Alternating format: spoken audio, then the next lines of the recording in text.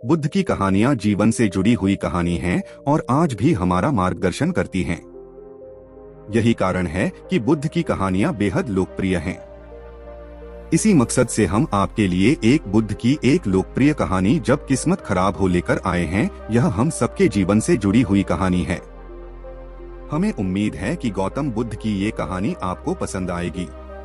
Video शुरू करने से पहले हमारे पास एक छोटी सी गुजारिश है। अगर आप इस चैनल पर पहली बार आए हैं तो कृपया इस वीडियो को लाइक करें और चैनल को सब्सक्राइब करें। एक बार की बात है, महात्मा बुद्ध के शिष्य आनंद कहीं जा रहे थे। रास्ते में उन्होंने देखा कि एक अधेड़ व्यक्ति एक चट्टान पर बैठा रो रहा है। वे उसके पास गए और बोले, क्या बात है वत्स, तुम कौन हो और क्यों रो रहे हो? आनंद की बात सुनकर उस व्यक्ति की सिसकियां थम गईं। वह अपने आंसू पोंछता हुआ बोला, मैं पास के गांव का रहने वाला एक बदनसीब व्यापारी हूँ। मैं जो भी काम करता हूँ वह बिगड़ जाता है। व्यापार के चक्कर में मैंने अपनी पत्नी के गहने गंवा दिए, मैंने अपने परिवार को भी खो दिया, यहाँ तक कि मेरा घर भी गिरवी पड़ा है। मुझे तो लगता है कि मैं किसी काम का नहीं हूँ। मेरी किस्मत ही खराब है। उसकी बात सुनकर आनंद बोले, तुमसे किसने कहा वत्स कि तुम्हारी किस्मत खराब है? जरा मैं भी तो जानूं कि तुम्हारी किस्मत में क्या खराबी है। वह व्यक्ति बोला, पहले मैं खेती करता था, पर हर साल उसमें घाटा होता था। कभी सूखा पड़ जाता तो कभी ज्यादा बारिश के कारण फसल बर्बाद हो जाती। इससे परेशान होकर मैंने व्यापार करने का निश्चय किया। मैंने पत्नी के गहने बेचकर अपना व्यापार शुरू किया, लेकिन मेरा व्यापार नहीं चला।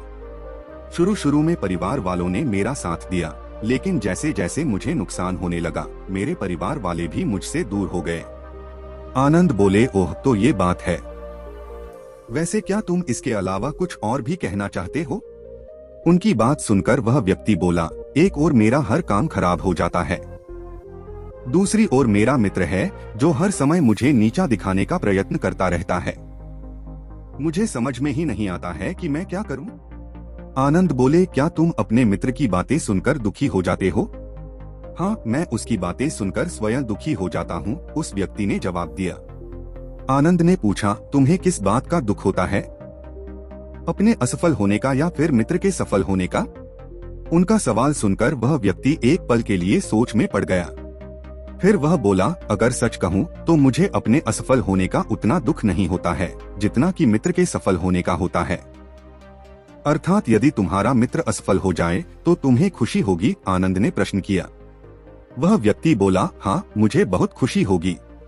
इसका मतलब है कि तुम्हारी खुशी तुम्हारे मित्र पर निर्भर है। आनंद बोले, अगर वह चाहे तो तुम्हें खुश कर सकता है और अगर वह चाहे तो तुम्हें दुखी कर सकता है। तुम स्वयं से न तो खुश हो सकते हो और न ही दुखी हो सकते हो, अर्थात तुम अपने मित्र के गुलाम हो गए हो, इसलिए तुम्हारा कुछ नहीं हो सकता। ऐसा न कहें महत्मन, उस व्यक्ति ने हाथ जोड़ दिए, आपकी बातें सुनकर मुझे कुछ आशा बंध रही है। आनंद बोले, जब हम किसी से आशा बांध लेते हैं तो उस पर निर्भर हो जाते हैं। ऐसे में हमारी खुशी और दुख भी उस पर निर्भर करने लगता है। इससे बेहतर है कि तुम अपने आप से आशा बांधो। जब तुम ऐसा करोगे, साथ ही पूरे जतन से काम करोगे, तो तुम्हें सफलता अवश्य प्राप्त होगी। कहते हुए आनंद ने एक पल के लिए उस व्यक्ति की ओर देखा, फिर अपनी बात आगे बढ़ाई। तुम्हें लगता है कि तुम्हारा मित्र तुम्हें दुखी करने आता है, पर अगर विचार करो तो वह बातें तो सच्ची ही कहता है। वह अपने संघर्ष और अनुभव की बातें बताता है। तुम उन बातों से बहुत कुछ सीख सकते हो। तुम उन अनुभवों का लाभ उठाओ, नई शुरुआत करो। वह व्यक्ति बोला, आपने सही कहा, लेकिन मेरा सबसे बड़ा दुख यह है कि मेरे परिवार के लोग भी इसमें शामिल हैं। वास्तव में मैं तो अपने परिवार के लिए अच्छा करना चाहता था, लेकिन वे लोग भी मेरी बात नहीं समझते हैं। वे भी मुझे गलत कहते हैं और अब तो वे मेरे साथ भी नहीं हैं। आनंद बोले, मैं सब समझ गया।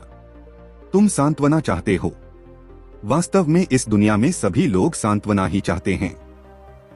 हम चाहते हैं कि हम जब भी कुछ करें तो लोग हमारी प्रशंसा करें, लेकिन आमतौर से ऐसा नहीं होता है, इसलिए हम दुखी हो जाते हैं। हमें लगता है कि हमारे मित्र, परिवार वाले सब मतलबी हैं।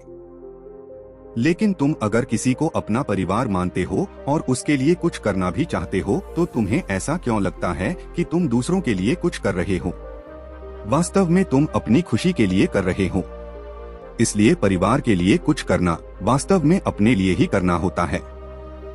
लेकिन अगर ऐसा करते समय तुम्हें लगता है कि तुम दूसरों के लिए कर रहे हो तो तुम दुखी रहोगे, और अगर तुम्हें लगता है कि तुम अपने लिए कर रहे हो तो तुम खुश रहोगे, क्योंकि जब तुम अपने लिए कुछ अच्छा करते हो या करना चाहते हो तब तुम्हें सांत्वना की जरूरत नहीं पड़ती है। आनंद की बातें सुनकर उस व्यक्ति के चेहरे के भाव बदल गए। वह बोला, आप सही कह रहे हैं, मैं समझ गया हूँ। अब तक मेरी किस्मत खराब इसलिए थी क्योंकि वह दूसरों के हाथ में थी। अब मैं अपनी किस्मत को अपने हाथ में रखूंगा। मैं फिर से प्रयत्न करूंगा, पूरे मन से काम करूंगा और जब तक सफलता नहीं मिल जाती चैन से नहीं बैठूंगा। उस व्यक्ति की बात सुनकर आनंद मुस्कुराए और उसे एक छोटी सी डिबिया देते हुए बोले, इस डिबिया को हमेशा अपने पास रखना। इसमें एक ऐसा राज है जो तुम्हें बड़े से बड़े दुख से भी बाहर निकाल लेगा। लेकिन इसे तभी खोलना जब तुम्हारे जीवन में कोई रास्ता न सुझाई दे और तुम्हें लगे कि सब व्यर्थ है। यह दुनिया व्यर्थ है और यहाँ रहना भी व्यर्थ है। उस व्यक्ति ने आनंद को धन्यवाद दिया और डिबिया को लेकर चला गया। उसने नए उत्साह के साथ फिर से अपना व्यापार आरंभ किया। उसका व्यापार चल निकला। अपनी मेहनत और लगन के बल पर वह एक बड़ा व्यापारी बन गया। परिवार वाले भी उसके साथ आ गए और उसका जीवन हंसी खुशी बीतने लगा। अब वह भूतकाल का रोना छोड़ चुका था। वह भविष्यकाल की भी चिंता नहीं करता था, बस अपने वर्तमान को संवारने में लगा रहता था। और जो कुछ भी वह करता था वह अपने लिए करता था, अपनों के लिए करता था। इसलिए वह प्रसन्न था। उसके जीवन में अब कोई दुख नहीं था। लेकिन वक्त हमेशा एक जैसा नहीं रहता है, वह बदलता रहता है। उसके जीवन में भी बदलाव आया। एक दिन उसके राज्य पर पड़ोसी राजा ने चढ़ाई कर दी। उसने इस राज्य पर अपना कब्जा कर लिया। उसके सैनिकों ने चारों ओर लूटमार मचा दी। उन्होंने व्यापारी का सारा धन लूट लिया। उसके घर में आग लगा दी। जान बचाने के लिए उसे अपने परिवार के साथ वहां से भागना पड़ा। वह व्यक्ति अपने परिवार के साथ कई दिनों तक इधर उधर भटकता रहा। वह दाने दाने को मोहताज हो गया। उसका बच्चा बीमार हो गया। इलाज के अभाव में वह तड़पने लगा। यह देखकर उसका हृदय चीत्कार कर उठा। वह कैसे अपने बच्चे का इलाज कराए? उसके पास तो खाने के लिए भी पैसे नहीं थे। ऐसे में उसे एक बार फिर निराशा ने घेर लिया। उसे लगने लगा कि उसका जीवन व्यर्थ है। लेकिन तभी उसके दिमाग में आनंद की दी हुई डिबिया कौंध उठी। उसने उत्सुकता के साथ उसे खोला। डिबिया के भीतर एक पर्ची रखी हुई थी। पर्ची पर कुछ लिखा हुआ था। उसे पढ़कर उसकी आंखों के आगे छाया निराशा का अंधेरा छंट गया और वह मुस्कुरा पड़ा। पर्ची पर लिखा हुआ था, यह समय भी बीत जाएगा। उसने डिबिया को अपनी मुट्ठी में भींच लिया और एक नई शुरुआत के लिए उठ खड़ा हुआ। दोस्तों, अगर आप भी ऐसी ही परिस्थिति से गुजर रहे हैं तो निराश न हो।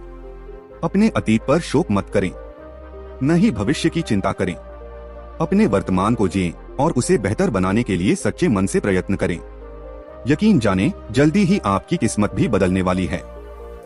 दोस्तों, हमें उम्मीद है कि आपको ये बुद्ध कहानी जब किस्मत खराब हो पसंद आई होगी। अगर आपको यह वीडियो पसंद आया हो तो कृपया इसे लाइक करें, शेयर करें और हमारे चैनल को सब्सक्राइब करें। धन्यवाद।